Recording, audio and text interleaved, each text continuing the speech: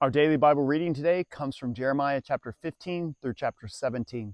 And our daily devotional today here at Carrollton Christian Fellowship comes from the very beginning of Jeremiah chapter 15. With Jeremiah chapter 15, the Lord here is pointing out how the judgment on Judah and their destruction for their rebellion against him has reached its full. That the point of no return has passed, that they have been flying down a track in a path of rebellion. They have been going down a road that has been leading to destruction and has been leading to a life without the Lord and a life worshiping the gods of other nations for so long that they have been on this freeway just flying a million miles an hour. They've completely passed their point of no return.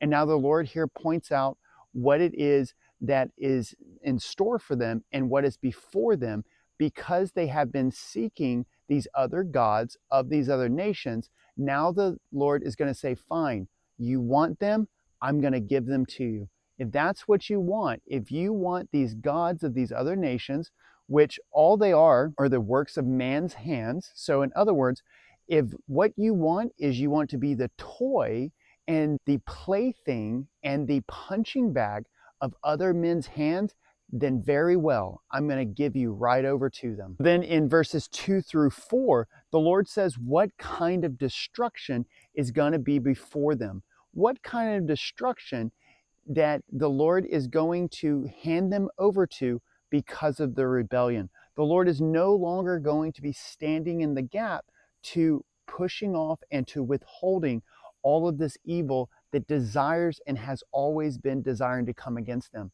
But the nation has been constantly saying and peeking around the Lord's hand and saying, oh, but I want that, I want that. Come on, Lord, let your hand go. I want what you're holding back from me. So the Lord is saying, fine, you want it, you're going to get it. So the Lord says, here is the 4 forms of judgment that are going to come upon you, and that I am going to allow these 4 forms of judgment that are going to come upon you. And so we see that they are death, sword, famine, and captivity. So these are the 4 forms of judgment that the Lord is going to allow to be used, and the Lord is going to use as an instrument in order to chasten his children so that they will understand how dangerous it is when we walk away from him. How dangerous it is when we say, we don't want anything to do with you, Lord, but yet instead what we want is we want the work of man's hands. We want what man desires, what man conjures up. We want to be mold and pudding in the hands of man and let man fashion and do whatever they want with us. And so the Lord says, hey, these are the things that man's hands like and enjoy to do to people, enjoy to do to things. We do not have to go very far in flipping through the channels to discover how wicked and evil man's hands are and what man's hands desire to do. We constantly see that man desires death, destruction, murder, mayhem. And so that is what the Lord is saying. This is what you've been wanting, so then I'm going to let you taste it for a period of time. Then we see later on in verses 3 through 4 what the outcomes of their bodies, of their dead bodies, is going to be.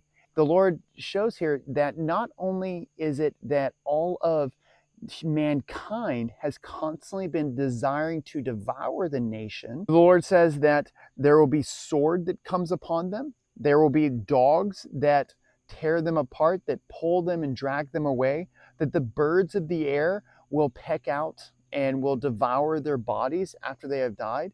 It also, the Lord says that the beast of the field, the beast of the wilderness, they will come and they will carry away your dead bodies.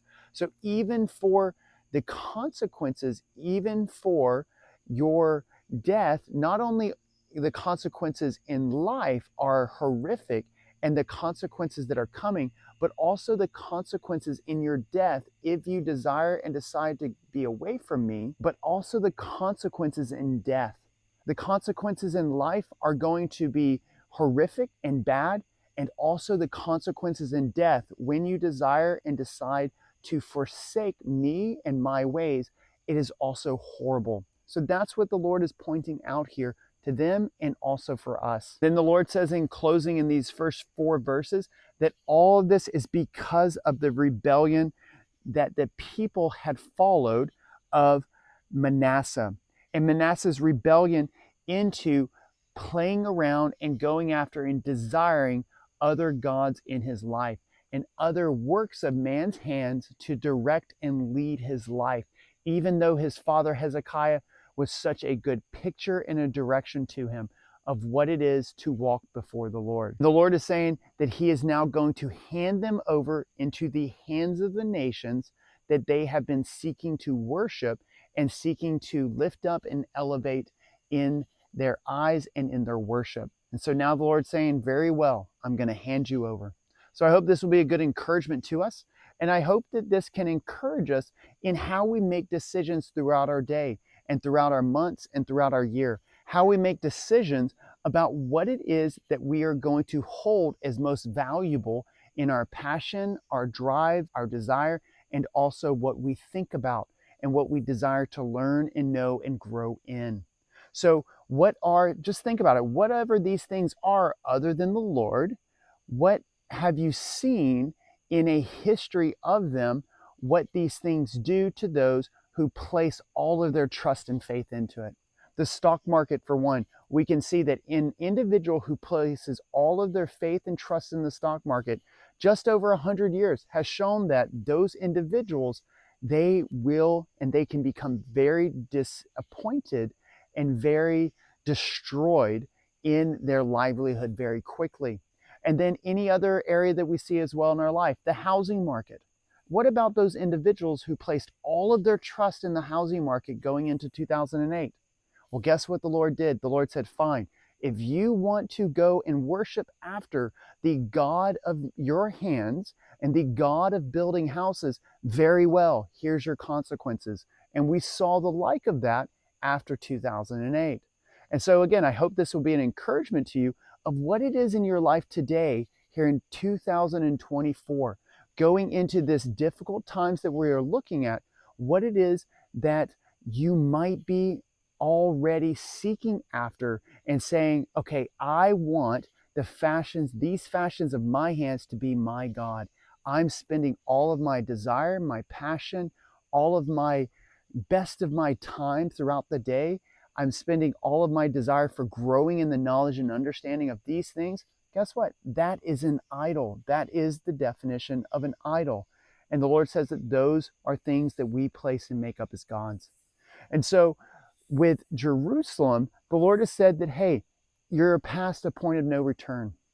But the great thing in our life is that as long as we still draw breath, we have no point of no return in going back to the Lord and crying out to the Lord. So if you're an individual who has found yourself over the past several months, weeks, years, seeking after and putting your relationship with the Lord on the back burner, I just want to encourage you, turn back to the Lord. Now is not too late. There's never a time too late to do so. And the best time to do is right now. So we hope that you have a blessed one. We hope that this can be an encouragement to you. And we look forward to seeing you tomorrow. So take care. Have a blessed one.